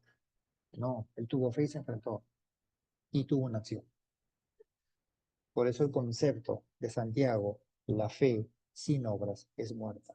Podríamos decir, la fe sin acción es muerta. A eso se refiere. Por ese lado va, a eso apunta. ¿Cómo termina diciendo? ¿Quién es el que vence al mundo? ¿Qué la vence? Nuestra fe, esa fe que es activa, esa fe que actúa. ¿Pero qué vence este mundo a través de esa fe? El que cree. ¿Y tiene que creer en quién? En que Jesús es el Hijo. ¿Qué sostiene nuestra fe? Que Jesús es el Hijo. ¿Cómo se agiganta nuestra fe? Que Jesús es el Hijo de Dios. ¿Cómo avanza esa fe? Que Jesús es el Hijo de Dios. O sea, no es, vencemos al mundo porque soy cristiano solamente y Dios está conmigo. No, no, no es así. A veces se ha tornado esto como algo mágico. Crees y tienes fe, ya está. No, no, no. La fe sin acción no sirve. Y la acción sin fe es solamente humanismo. Lo que puede hacer cualquier persona. Un hombre millonario puede donar $500,000 porque le sobra. No porque tiene fe en la gente o tiene fe en lo que va a pasar. Simplemente le sobra. No es lo mismo. Es fe y acción. ¿Por qué hay esa fe? ¿Por qué se alimenta esa fe? ¿De qué crees esa fe? De que Jesucristo es el Hijo de Dios. De que Jesucristo fue enviado con ese fin. Creerlo alimenta nuestra fe. Entonces, si se dan cuenta, así tan sencillo, es el método de análisis. Es una forma de analizar un texto. ¿Qué hacemos una vez que hicimos esto? ¿Qué ayudas nos tenemos? Primero,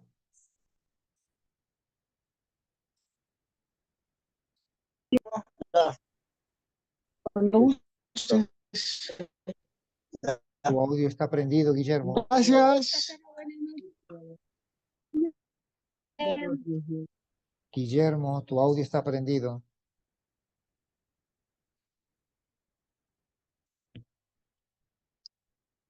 ¿Qué hacemos para lograr ese paso que acabamos de ver? Uno, ¿cuáles son las declaraciones principales? Lo que les mostraba en la primera parte. Hay preguntas, hay instrucciones. Se coloca en el extremo izquierdo de la hoja, ¿no? Lo corremos un poquito. De todo lo que el autor está diciendo, esto es lo más importante. Va hacia el extremo izquierdo. Después siguen las cláusulas subordinadas o subdivisiones, que van un poquitito más al interior, como les mostraba. Tenemos, porque todo lo que ha nacido de Dios es una declaración importante. Una cláusula secundaria, vence al mundo. ¿Cuál es la victoria? La que ha vencido al mundo. ¿Quién es el que vence? El que cree en él. Una cláusula principal y una subordinada o secundaria. Secundaria no porque vale menos, sino secundaria porque viene después. Estas son ayudas para que más o menos entendamos cómo se puede hacer o sepamos cada uno de nosotros cómo ir armando nuestra idea, nuestra propuesta. Segundo paso. Alguien léalo, por favor.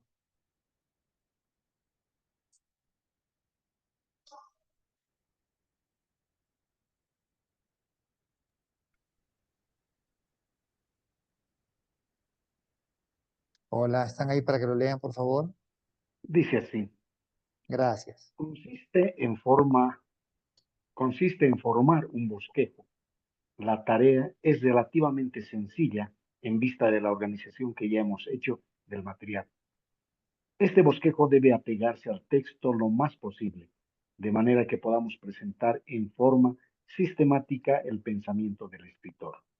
Aquí un Ok, bosquejo del párrafo de arriba. entonces, para no repetir eso que está acá, les voy a mostrar el ejemplo.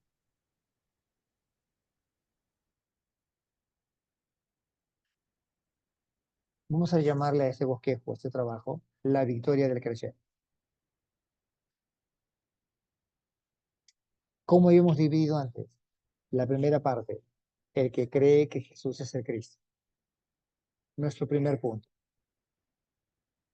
¿Cuál es el segundo punto? ¿Qué sucede con el que cree que Jesús es el Cristo? Es nacido de Dios. Ahí tenemos la primera parte del bosquejo. Esto que vamos a ver es para un estudio personal, para un estudio de iglesia, para un mensaje, para una reflexión.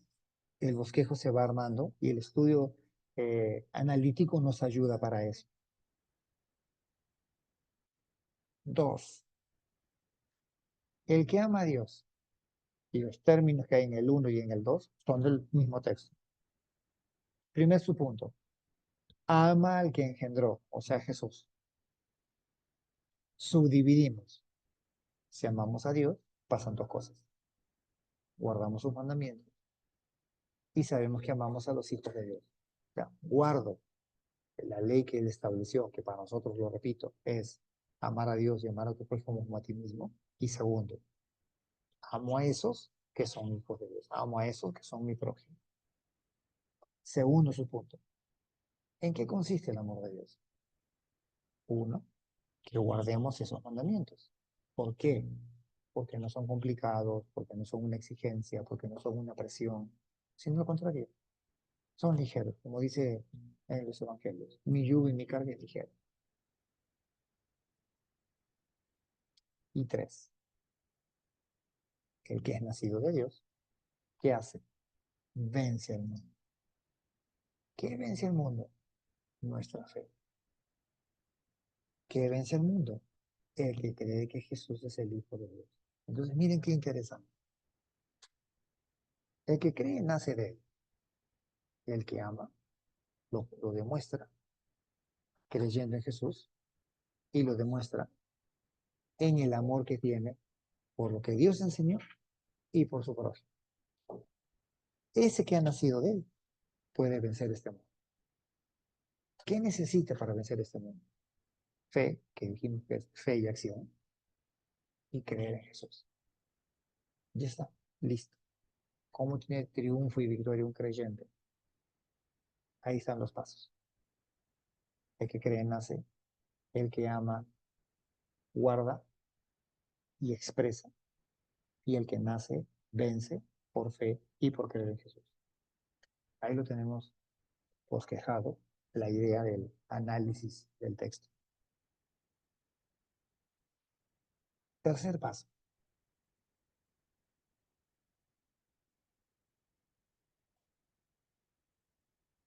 Ahora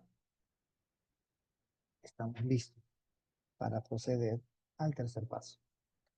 Deberá girar en torno a 7 preguntas fundamentales.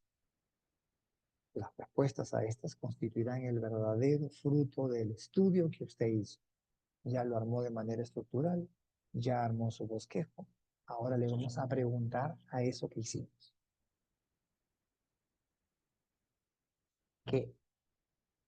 Es formular una lista con los conceptos o ideas que se mencionan. Por ejemplo, con esta palabra ¿qué? ¿Cómo forma un concepto? Una idea. ¿Qué es el amor de Dios? ¿Qué es nacer de nuevo? ¿Qué es sus mandamientos? O sea, vamos haciendo estas preguntas. Otro.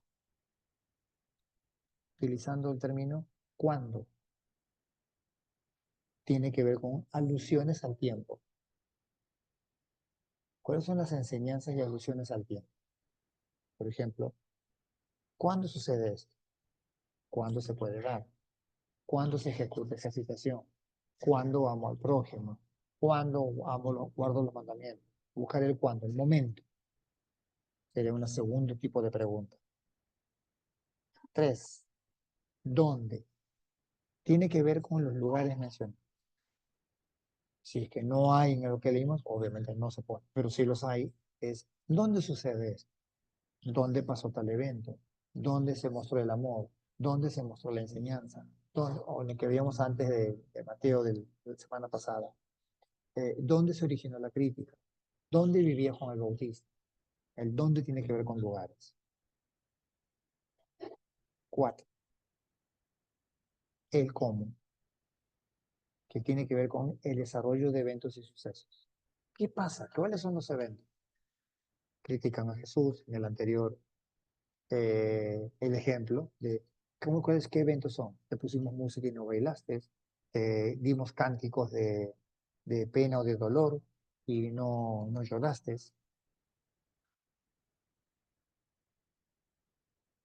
Ok, entonces tiene que ver con eso, con el cómo.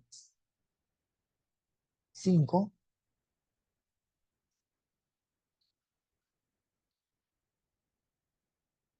¿por qué? Que son los motivos. ¿Cuál es la razón para que eso suceda? ¿Cuáles son los motivos de este 1 de Juan 5? Que el amor nos da la victoria. Que el amor basado en la fe nos da un resultado. Los motivos. Y 6. ¿Quién? Los actantes de la historia. ¿Quiénes son? Por ejemplo, en Juan 5, ¿quiénes son? Jesús, de manera indirecta, Dios, los hijos de Dios o el prójimo. ¿Quiénes son? Y al saber quiénes son es, ¿qué participación tienen? ¿Qué hacen? Eso es relacionado a quién. Luego viene otro porqué. Y este otro porqué tiene que ver con las consecuencias. ¿Por qué pasó esto? ¿Por qué la fe en acción o actuando nos da la victoria? ¿Por qué creer en Jesús nos da ese resultado? ¿Por qué?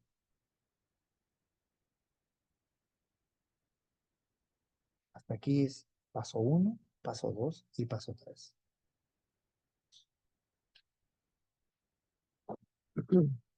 Y en esa parte final vendría una práctica. Yo les explico esta práctica. Es analizar el texto de Mateo 6, 1 al 4, según el método utilizado. 1. Hacerle un examen estructural.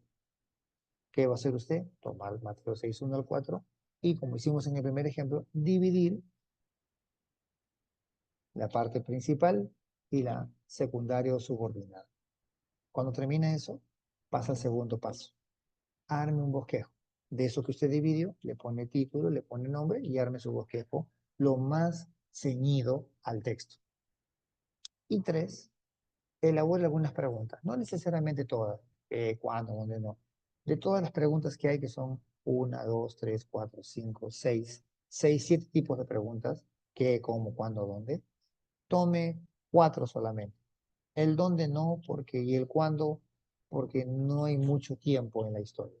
Tome el qué, tome el cómo, tome el por qué y tome el quién. Porque en cuándo no hay tanto.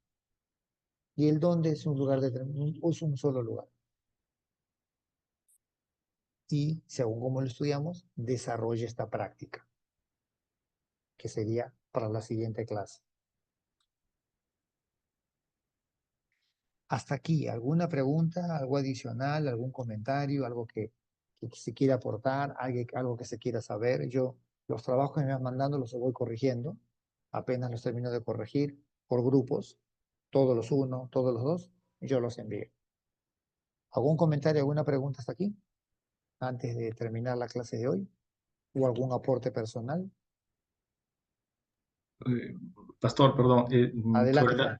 sobre la práctica del punto 3, ¿puede repetir cuáles son las interrogantes, por favor? Ok, quédense con la idea de las que tenemos citadas. Yo les voy a mandar esta, ahora mismo mando para que suban el PPT, pero de las preguntas quédense con el qué, quédense con el qué, con el cómo, el por qué y quién, con esos. El cuándo y el dónde no es que no sean importantes, pero en el texto que les estoy dando no hay mucho que indagar, porque es obvio, van a leer, ya está, es obvio dónde están los, no es mucho. Entonces, no es que no es necesario, pero como para cortarles un poquito y centrarlos en aquello que más van a poder escudriñar y encontrar. Obviamente en la aplicación van a ver de qué manera eso se puede aplicar hoy en día Entendamos, para ampliarles un poquito, que el texto que van a leer tiene un contexto muy diferente al nuestro. La idea de la limosna en aquel tiempo, por un lado, era un principio de la ley. Así debía ser. Dos, la otra idea de la limosna no era qué es lo que me sobraba. La limosna era una entrega de mi parte de una cantidad considerable, porque era ayudar a un desvalido que tenía una condición peor o más triste o más degradante que la que yo tengo. Entonces, dándole poco, no le ayudo. Entonces, la idea de la limosna era que todos debían de hacer. Por eso se sabe en la historia que había muchos limosneros y limosneras en la ciudad de Jerusalén, porque según la ley se podía vivir de la limosna. Entonces es un asunto bastante interesante. Y bueno, en la aplicación es ver cómo tenemos eso hoy en día. Hoy en día no es una ley, no es una obligación. Y hoy en día como el concepto de limosna es dar lo que me sobra, ¿no? 10 centavos, 20 centavos. Y creo que tanto por ahí la cosa no es esa. Entonces, es para que lo trabajen, se aboquen, estudien, analícenlo con calma, tranquilidad. No es una tarea complicada. Una vez que hagan el estructural que divide la idea principal y la secundaria, ya el bosquejo va a salir prácticamente como consecuencia. El título que le pongan a su bosquejo, póngale a uno que sea adecuado a lo que están haciendo. No copien el título que sale en la mayoría de las Biblias, ¿no? El dar la limosna a los pobres. No, no pongan eso. Ustedes pongan el título. Por eso es un análisis, porque es un trabajo de ustedes. ¿Alguna pregunta más antes de finalizar hoy?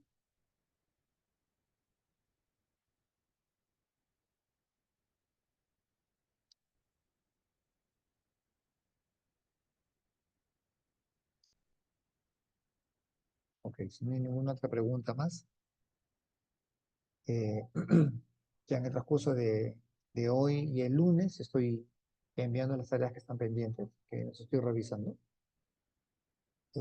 Traten de hacer las tareas en su tiempo, traten de hacer las tareas con tiempo, traten de hacer las tareas, perdón, presentarlas en su tiempo, y traten que sea una reflexión y un análisis que a ustedes les ayude. O sea, más allá de cumplir por la nota, por el curso, que les ayude lo que hagan. Háganlo como una especie de práctica y eso me ayude, me edifique, me construye. Ok, antes de terminar, vamos a terminar con un tiempo de oración para darle gracias a Dios por todo lo aprendido, por la facilidad y la capacidad que nos da a todos de reflexionar, de estudiar, de aprender. Vamos a orar. Señor y Dios, queremos darte gracias en esta noche por darnos el honor, oh Dios, de escudriñar las Escrituras. Así como dice la Biblia, oh Dios, escarbamos y escudriñamos en ella porque creemos que en ella encontraremos palabras de vida. Te rogamos por cada uno de nuestros compañeros estudiantes, que les ayude, Señor, en sus actividades, en sus tareas, en sus trabajos, tanto de su vida social como en la iglesia. Y a todos aquellos, Señor, que mañana tendrán un tiempo en comunión con alguna congregación, te pedimos que les encamines y les guíes, que les ayudes, que tu presencia sea sobre ellos. Y aquellos que van a enseñar, van a dar un mensaje, que lleven a la práctica, Señor, los principios y los métodos aprendidos. Gracias te damos, en el nombre de Jesús. Amén. Dios los bendiga. Un abrazo grandote. Cuídense mucho, disfruten su fin de semana. Nos vemos la próxima semana. Yo ahora mismo paso para que suban el PPT, ya los tengan ustedes listos. Si yo los subo ahora, ya para que los puedan solicitar. Nos Buenas vemos. noches, pastor. Placer. Buenas noches, hermano.